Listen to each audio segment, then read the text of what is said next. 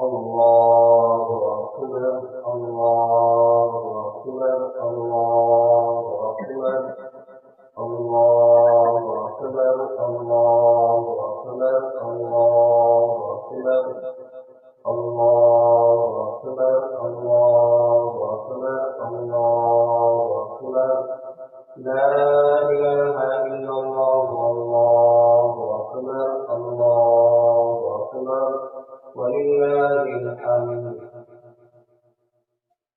الحمد لله نحمده ونستعينه ونستغفره ونؤمن به ونتوكل عليه ونعوذ بالله من شرور أنفسنا ومن سيئات أعمالنا من يهد الله فلا مضل له ومن يضلل فلا هادي له ونشهد أن لا إله إلا الله وحده لا شريك له ونشهد أن سيدنا ونبينا ومولانا محمدا عبده ورسوله. أما بعد فأعوذ بالله من الشيطان الرجيم. بسم الله الرحمن الرحيم. ولتكملوا العدة ولتكبروا الله على ما هداكم ولعلكم تشكرون. قال النبي صلى الله عليه وسلم: إن لكل قوم عيدا وهذا عيدنا، أو كما قال النبي صلى الله عليه وسلم. الله أكبر الله أكبر لا إله إلا الله والله أكبر الله أكبر ولله الحمد. سامعین اکرام، برادران اسلام، میں سب سے پہلے اللہ جل جلالہ کا شکر ادا کرتا ہوں جس نے ہماری زندگیوں میں دوبارہ رمضان اور عید الفطر لے کر آیا، اور اس کے بعد امام الانبیاء سید الانبیاء خاتم الانبیاء محمد رسول اللہ صلی اللہ علیہ وسلم کی خدمت عالیہ میں درود پاک کا نذرانہ پیش کرتا ہوں صلی اللہ علیہ وسلم۔ پھر آپ تمام حضرات کی خدمت میں اور عالم اسلام کی خدمت میں عید الفطر کی مبارکبادی پیش کرتا ہوں۔ اطمینان سے بیٹھے، انشاءاللہ مختصر ہی بیان ہوگا۔ عید الفطر کا پیغام انسانیت کے نام، عید الفطر کا پیغام انسانیت کے نام۔ آج ہمارا ملک ہندوستان کے حالات بڑے نازک چل رہے ہیں۔ ان حالات کو سامنے رکھ کر میں چند باتیں عرض کروں گا، توجہ کے ساتھ سنیں اور سمجھنے کی کوشش کریں۔ بخاری میں، مسلم میں روایت ہے، امام الانبیاء سید الانبیاء خاتم الانبیاء حضرت محمد رسول اللہ صلی اللہ علیہ وسلم نے بیان فرمایا: بنی الاسلام علی خمس، اسلام کی بنیاد 5 ستونوں پر، اسلام کی عمارت 5 پلروں پر رکھی گئی ہے۔ سب سے پہلا ستون، سب سے پہلا پلر اللہ کے نبی علیہ السلام نے بیان فرمایا: شہادت لا الہ الا اللہ وَأَنَّ مُحَمَّدَ رَسُولُ اللَّهِ، اس بات کی گواہی دینا کہ اللہ کے سوا کوئی عبادت کے لائق نہیں، اور اس بات کی گواہی دینا کہ حضرت محمد صلی اللہ علیہ وسلم اللہ کے رسول ہیں۔ کلمہ طیبہ، یہ پڑھنے کے بعد پڑھنے والا مومن اور مسلمان بن جاتا ہے۔ کلمے کا مطلب ہی کیا ہے؟ ایک اللہ کو ماننا، جس اللہ کو ہم مانتے ہیں وہ اللہ اپنے تمام بندوں کو یہ پیغام دیتا ہے وَلَا تُفْسِدُوا فِي الْأَرْضِ، زمین میں فساد، زمین میں فتنہ مت پھیلاؤ۔ اور جس پیغمبر کو ہم مانتے ہیں وہ امام الانبیاء حضرت محمد رسول اللہ صلی اللہ علیہ وسلم، آپ کی شان، آپ کا مقام کیا اللہ نے بیان فرمایا وَمَا أَرْسَلْنَاكَ إِلَّا رَحْمَةً لِلْعَالَمِينَ، آپ کو سارے انسانیت کے لیے، سارے عالم کے لیے اللہ نے رحمت بنا کر بھیجا ہے۔ تو اللہ اپنے بندوں کو امن کا، محبت کا، شانتی کا، پیار کا پیغام دیتا ہے۔ اسی طرح اللہ کے پیغمبر علیہ السلام اپنی امت کو امن کا، محبت کا، رحمت کا، مودت کا، اتحاد و اتفاق کا پیغام دیتے ہیں۔ تو کلمہ امن کا پیغام دیتا ہے۔ اور دوسرا ستون اللہ کے پیغمبر علیہ السلام نے بیان فرمایا وَإِقَامِ الصَّلَاةِ، نماز قائم کرنا، نمازوں کا اہتمام کرنا۔ یہ نماز بھی امن کی تعلیم دیتی ہے، یہ نماز بھی محبت کی تعلیم دیتی ہے۔ مومن بندہ، مسلمان بندہ نماز کے لیے کھڑا ہو جاتا ہے، نماز کے اندر کسی کو تکلیف نہیں دیتا، جھوٹ نہیں بولتا، غیبت نہیں کرتا، چوری نہیں کرتا، دھوکہ نہیں دیتا۔ نماز یہ امن کی دعوت دیتی ہے، نماز پیار کی دعوت دیتی ہے، نماز اتحاد کی دعوت دیتی ہے۔ میں مختصر کہتے ہوئے آگے بڑھ رہا ہوں۔ اللہ کے پیغمبر علیہ السلام نے آگے بیان فرمایا اسلام کا تیسرا ستون وَإِيتَاءِ الزَّكَاةِ، اپنے مالوں کی زکوٰۃ ادا کرنا۔ سال میں ایک مرتبہ اپنے مالوں کا حساب ڈال کر زکوٰۃ ادا کرنا۔ خاص کر رمضان میں مومن اپنے مالوں کی زکوٰۃ ادا کرتے ہیں۔ مالوں کی زکوٰۃ دے کر غریبوں کے دلوں کو سکون پہنچاتے ہیں۔ اپنے مالوں کی زکوٰۃ ادا کر کے بیواؤں، مسکینوں، بیماروں، ضرورت مندوں کے گھروں کو آباد کرتے ہیں۔ زکوٰۃ کے عمل سے بھی امن کا پیغام، محبت کا پیغام، ہمدردی کا، خیرخواہی کا پیغام ملتا ہے۔ آگے اللہ کے پیغمبر علیہ السلام نے بیان فرمایا والحج، اسلام کا چارواں ستون حج بیت اللہ ہے۔ حج بیت اللہ اس پاک مقدس سرزمین میں ادا کیا جاتا ہے جس سرزمین کے بارے میں اللہ نے بیان فرمایا وَهَذَا الْبَلَدِ الْأَمِينِ، یہ امن والا شہر ہے۔ امن والے شہر میں حج بیت اللہ سارے عالم سے لاکھوں کی تعداد میں مومن بندے، مسلمان بندے پہنچ کر حج بیت اللہ ادا کرتے ہیں۔ حج کے دوران کسی کو تکلیف نہیں پہنچائی جاتی۔ حج کا عمل بھی امن کا، شانتی کا، محبت کا، پیار کا، اتحاد و اتفاق کا پیغام دیتا ہے۔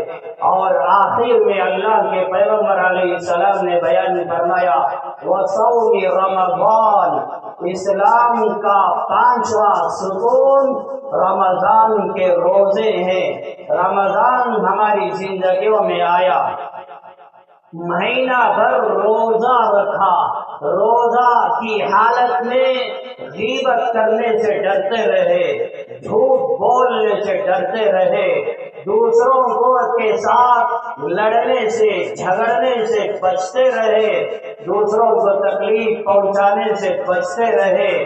روزہ امن کی دعوت دیتا ہے، روزہ پیار کا پیغام دیتا ہے، روزہ مودت کا پیغام دیتا ہے، روزہ ہمدردی کا پیغام دیتا ہے۔ یہ اسلام کے اہم ترین پلر ہے، ستون ہے۔ جب 5 ستون کے ذریعے سے امن کا پیغام مل رہا ہے، عدل انصاف کا پیغام مل رہا ہے، تو ظاہر سی بات ہے اسلام کے اور ارکان، دین کی اور باتیں، دین کے اور اعمال کے اندر بھی اللہ نے امن ہی امن رکھا ہے، شانتی ہی شانتی رکھا ہے۔ اس لیے میرے بھائیوں، دنیا والوں کو یہ پیغام دینا چاہیے، ہمارا مذہب، ہمارا دین اسلام شانتی سے، امن سے بھرا ہوا، محبت سے بھرا ہوا، عدل و انصاف سے بھرا ہوا، اتحاد و اتفاق سے بھرا ہوا ہمارا مذہب انسانیت کی دعوت دینے والا ہے۔ تو رمضان آیا، روزہ رکھنے والوں نے روزہ رکھا، روزے کے ذریعے سے اللہ کیا چاہا؟ کتب علیکم الصیام کما کتب علی الذین من قبلکم لعلکم تتقون۔ اللہ اپنے مومن بندوں پر، مومنہ عورتوں پر روزہ فرض قرار دیا، کیوں؟ تاکہ تمہاری زندگیوں میں تقوی پیدا ہو جائے، تمہاری زندگیوں میں اللہ کا ڈر، اللہ کا خوف پیدا ہو جائے۔ سیدنا ابو ذر غفاری رضی اللہ عنہ بیان فرماتے ہیں، اللہ کے نبی علیہ السلام نے مجھ سے بیان فرمایا، اتق اللہ حیثما کنت۔ ترمذی میں روایت ہے، ابو ذر جہاں کہیں تم رہو، جہاں کہیں رہ کر زندگی گزارو، تقوی کے ساتھ زندگی گزارو، گھروں میں رہو، بازاروں میں رہو، سفر میں رہو، حضر میں رہو، جہاں کہیں بھی رہو، تقوی کے ساتھ، اللہ کے ڈر کے ساتھ، اللہ کی خشیت کے ساتھ زندگی گزارو۔ اسی طرح میرے بھائیوں، رمضان میں نمازوں کا اہتمام، روزوں کا اہتمام، تلاوت کا اہتمام، درود کا اہتمام، دعاؤں کا اہتمام کیا۔ رمضان اعمال کا مہینہ تھا، رمضان کے بعد بھی اب رمضان ختم ہو گیا، یہ شوال ہے، نماز معاف نہیں ہوئی، تلاوت معاف نہیں ہوئی، درود پڑھنا معاف نہیں ہوا، اعمال کی پابندی کرو زندگی بھر۔ بخاری میں، مسلم میں روایت ہے، امام الانبیاء، سید الانبیاء، خاتم الانبیاء محمد رسول اللہ صلی اللہ علیہ وسلم نے بیان فرمایا، احب الاعمال الى اللہ تعالی ادومها وان قل۔ اللہ کو سب سے زیادہ محبوب اور پسندیدہ اعمال وہ ہے جن اعمال پر پابندی کی جاتی ہے، استقامت کے ساتھ اعمال کیے جاتے ہیں۔ تھوڑا عمل کرو پابندی کے ساتھ، روزانہ 200 مرتبہ درود پڑھو مگر پابندی کے ساتھ، روزانہ تلاوت پڑھو پارا ہی صحیح کرو پابندی کے ساتھ، روزانہ ایک ہی مرتبہ ہی صحیح توبہ استغفار کرو پابندی کے ساتھ، ہر عمل پابندی کے ساتھ، روزانہ 5 نمازیں پابندی کے ساتھ، ہر عمل پابندی کے ساتھ۔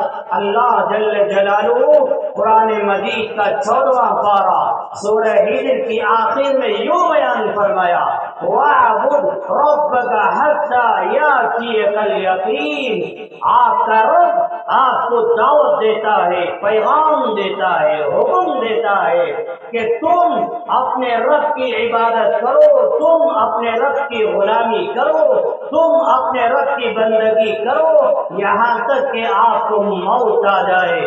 موت آنے تک نمازوں کا اہتمام، موت آنے تک تلاوت کا اہتمام، موت آنے تک ذکر کا اہتمام، موت آنے زمانے تک عورتوں سے کہنا چاہتا ہوں پردے کا اہتمام گھر کی چار دیواری کے اندر اللہ کو راضی کرتے ہوئے اللہ کے نبی کو راضی کرتے ہوئے شرم و حیا کے ساتھ شریعت پر چلتے ہوئے زندگی گزارنا یہ مردوں کی بھی ذمہ داری عورتوں کی بھی ذمہ داری ہے۔ اللہ کے پیغمبر علیہ السلام عیدین کے موقع پر جہاں صحابہ مردوں سے بیان کرتے صحابیہ عورتوں سے بھی کہتے تھے کہ تم بھی تقوی کے ساتھ زندگی گزارو، شرم و حیا کے ساتھ زندگی گزارو، دین پر چلتے ہوئے شریعت پر چلتے ہوئے سنتوں پر چلتے ہوئے زندگی گزارو۔ اس لیے میرے بھائیوں اعمال کے ساتھ زندگی گزارو، اسی طرح اپنی زندگیوں کو نیک اعمال سے خوبصورت بناؤ، اپنی زندگیوں کو نیک اعمال کے ذریعے سے خوبصورت بناؤ۔ بخاری میں مسلم میں روایت ہے امام الانبیاء سید الانبیاء حضرت محمد رسول اللہ صلی اللہ علیہ وسلم کے سامنے سے ایک جنازہ گزرا تو آپ نے بیان فرمایا یہ مرنے والا یا تو سکون پا لیا یا یہ کہ اس کے ذریعے سے لوگوں نے سکون پا لیا۔ صحابہ نے عرض کیا یا رسول اللہ یہ جنازہ سکون پا لیا یا یہ کہ لوگوں نے اس سے سکون پا لیا، اس کا مطلب کیا ہے؟ اللہ کے نبی علیہ السلام نے بیان فرمایا، میری بات توجہ کے ساتھ سنیں، العبد المؤمن یستریح من نصب الدنیا، اگر یہ مرنے والا مومن بندہ ہے، تقوی والا مومن بندہ ہے، نیک اعمال کے ساتھ زندگی گزارنے والا یہ مومن بندہ ہے، تو یہ مرنے والا دنیا کی تکلیفوں سے، دنیا کی مشقتوں سے، دنیا کی پریشانیوں سے نجات پا لیا، امن پا لیا، راحت پا لیا۔ ایک روایت میں یوں بیان فرمایا یستریح من اذی الدنیا ونصبها الى رحمت اللہ، یہ مومن بندہ مرنے والا دنیا کی تکلیفوں سے، دنیا کی مشقتوں سے امن پا کر، راحت پا کر، سکون پا کر اللہ کی رحمت میں چلا گیا۔ آگے اللہ کے نبی علیہ السلام نے بیان فرمایا والعبد الفاجر یستریح منه العباد والبلاد والشجر والدواب، اگر یہ مرنے والا فاجر ہے، فاسق ہے، گنہگار ہے، ظالم ہے، نیک زندگی نہیں گزارا، دین کے مطابق شریعت کے مطابق زندگی نہیں گزارا، اسی حال میں مر کے چلا گیا، تو یہ ظالم فاجر کا جنازہ ہے۔ اس کے ذریعے سے لوگوں نے راحت پایا، سکون پا لیا، شہروں نے، گاؤں نے سکون پایا، درختوں نے، جھاڑوں نے سکون پایا، یہاں تک کہ جانوروں نے سکون پایا۔ علامہ نووی رحمت اللہ علیہ یہ حدیث کی شرح میں بیان فرماتے ہیں جب تک یہ ظالم بندہ دنیا میں تھا اس کے گناہوں کی وجہ سے اللہ بارش کو روک دیا، جس کی وجہ سے لوگوں کو تکلیف اور شہر والوں کو تکلیف، جانوروں کو تکلیف، درختوں کو تکلیف ہوا کرتی تھی، اس لیے یہ مر گیا، جس کی وجہ سے ہر ایک نے سکون پا لیا۔ یہ روایت کے ذریعے سے آپ کو یہ پیغام دینا چاہتا ہوں، نیک اعمال کے ذریعے سے اپنی زندگیوں کو خوبصورت بناؤ، تقوی، دیانتداری، امانتداری، سچائی، شرم و حیا، نیک اخلاق، ان اعمال کے ذریعے سے اپنی زندگیوں کو خوبصورت بناؤ۔ اسی طرح میرے بھائیوں آپسی حقوق ادا کرتے ہوئے ماں باپ کا حق ادا کرنا، بیوی کا حق ادا کرنا، اولاد کا حق ادا کرنا، پڑوسیوں کے حقوق ادا کرتے ہوئے زندگی گزارنا، ایسی باتیں نہ کرو۔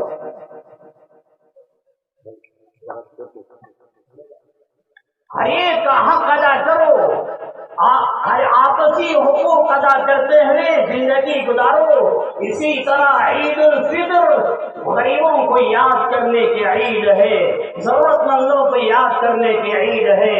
اسی لیے اللہ نے اپنے نبی کے ذریعے سے فطرے کا حکم دیا۔ عید الفطر کی نماز کو آنے سے پہلے پہلے اپنا فطر ادا کر کے آؤ۔ یہ کیوں ادا کرنا؟ اس لیے کہ دو باتیں بیان فرمائی، تمہارے روزہ رکھنے میں چھوٹے موٹے گناہ ہو گئے، یہ فطرہ دینے کے عمل کی برکت سے تمہارے روزے پاک ہو جائیں گے، صاف ہو جائیں گے۔ اور دوسری بات اللہ کے پیغمبر علیہ السلام نے بیان فرمایا، یہ فطرہ کیا ہے؟ غریبوں کا کھانا، بیواؤں کا کھانا ہے، ضرورت مندوں کا کھانا ہے۔ اس لیے فطرہ ادا کرو۔ عید کی نماز کو آنے سے پہلے پہلے اپنا فطرہ ادا کرو۔ جو لوگ نماز کو آنے سے پہلے فطرہ ادا نہیں کیا، اب نماز کو جا واپس نماز ادا ہو گئی، خطبہ سے فارغ ہونے کے بعد اپنے گھروں کو جا کر جن لوگوں نے فطرہ نہیں دیا وہ اپنے مالوں کا فطرہ ادا کرے، ضرور دوسروں کے حقوق ادا کرے۔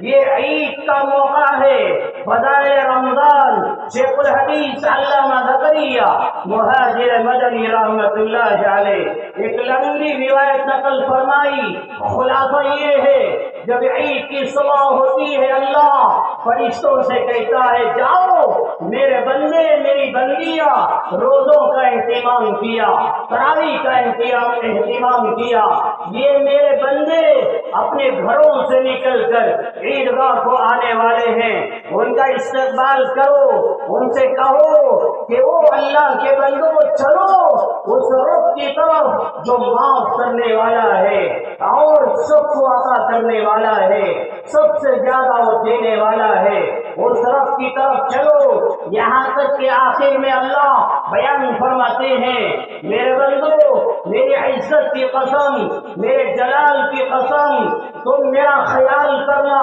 مطلب یہ ہے میرے احکامات کے مطابق، میرے قانون کے مطابق زندگی گزارنا، میں تمہاری مدد کروں گا، غیروں کے سامنے کسی اور کے سامنے ذلیل نہیں کروں گا، رسوا نہیں کروں گا، دین پر چلو اللہ ذلیل نہیں کرے گا۔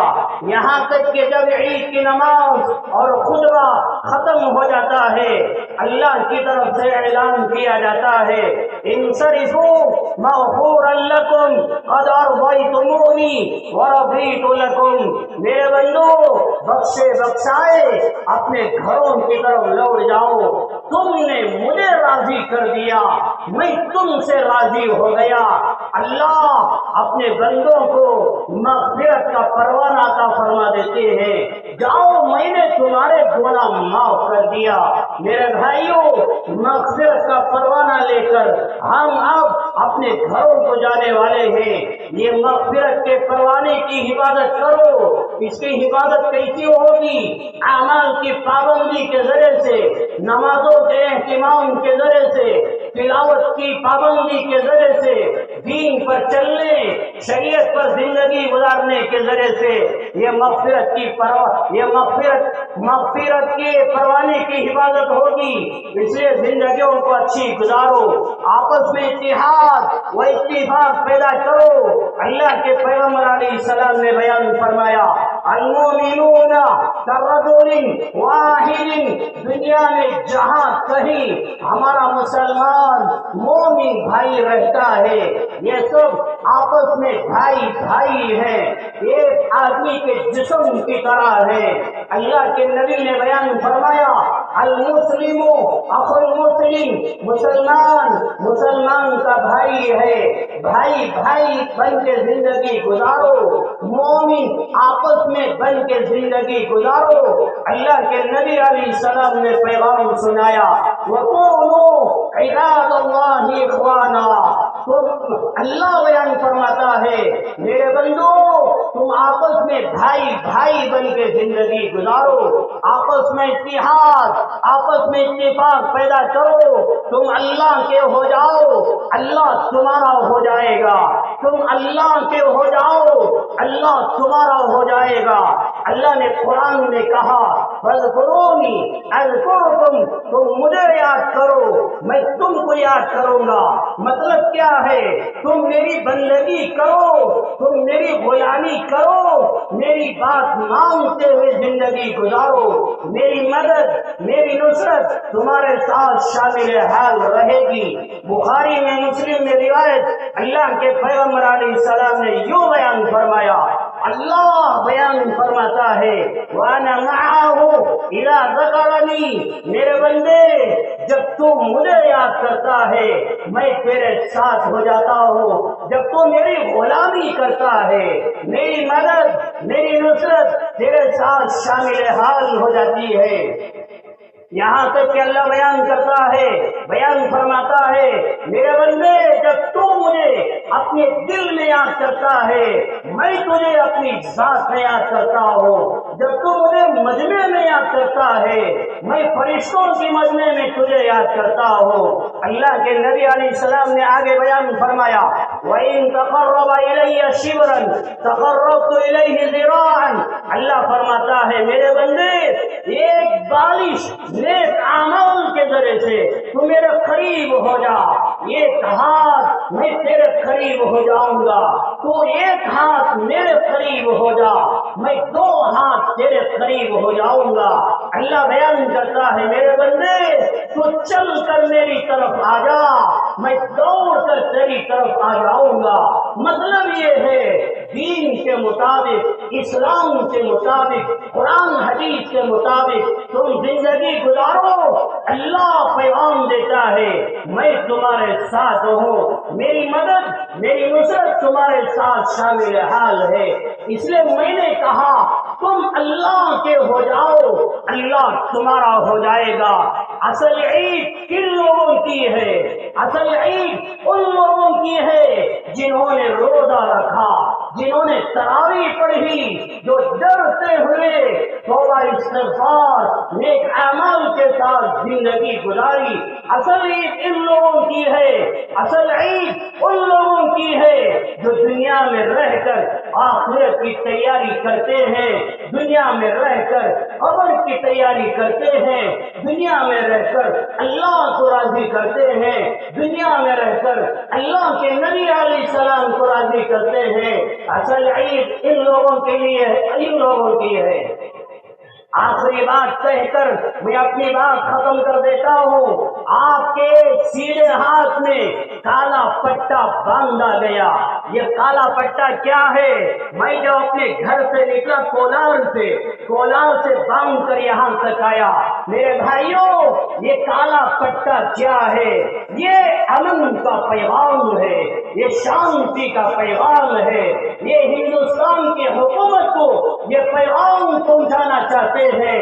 ہم اپنی مسجدوں کی حفاظت، عیدگاہوں کی حفاظت، قبرستانوں کی حفاظت، زمینوں اوقاف کی زمینوں کی حفاظت امن کے ساتھ حفاظت کرنا چاہتے ہیں۔ یہ زمینوں کا مالک نہ میں نہ آپ نہ حکومت نہ کوئی اور، مسجدوں کا کوئی مالک نہیں، عیدگاہوں کا کوئی مالک نہیں، اوقاف کی زمینوں کا کوئی مالک نہیں، کوئی اونر نہیں۔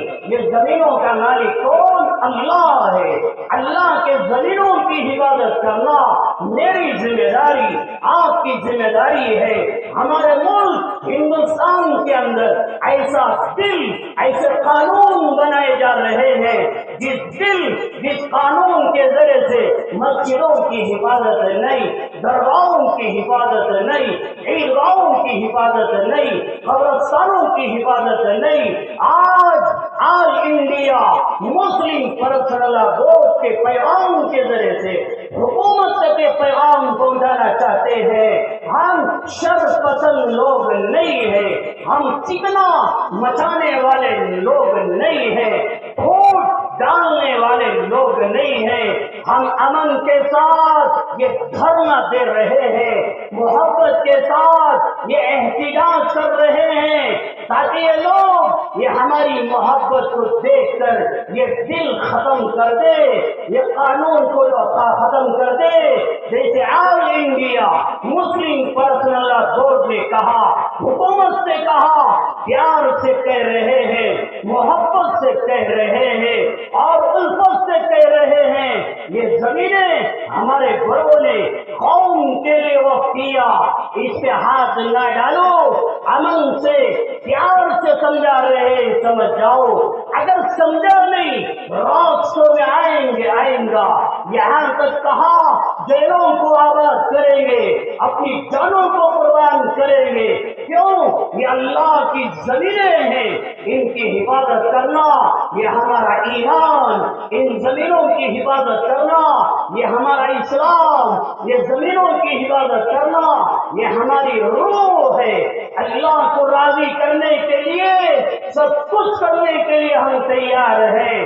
بہرحال یہ پٹا امن کا پیغام دیتا ہے، یہ کالا پٹا پیار کا پیغام دیتا ہے، شانتی کا پیغام دیتا ہے، یہ کالا پٹا یہ پیغام دیتا ہے ہندوستان سے نفرتوں کو ختم کرو، عداوتوں کو ختم کرو، تعصب کا ماحول ختم کرو، یہ کالا پٹا یہ پیغام دیتا ہے ہندوستان کے اندر شانتی کا ماحول قائم کرو، بھائی چارہ کا ماحول قائم کرو، ہمارا ملک ترقی ہو، ہمارا ملک ہر اعتبار سے روشن ہو۔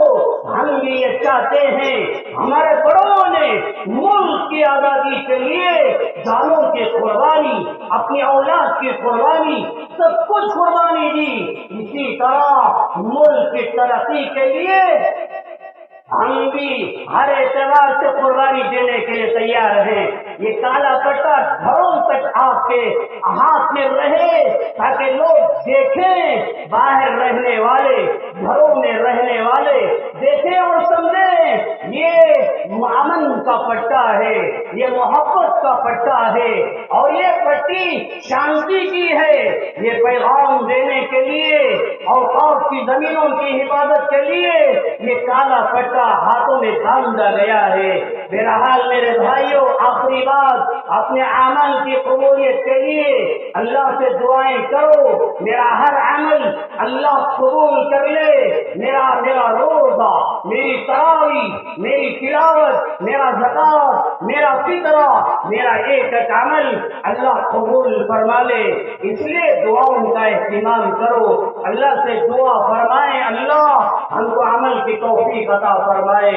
اللہ اکبر، اللہ اکبر، لا الہ الا اللہ، اللہ اکبر، اللہ اکبر، وللہ الحمد۔ بارك الله لنا ولكم في القرآن العظيم ونفعنا وإياكم بالآيات والذكر الحكيم، إنه تعالى جواد كريم ملك قديم ورؤوف رحيم وعفو حليم۔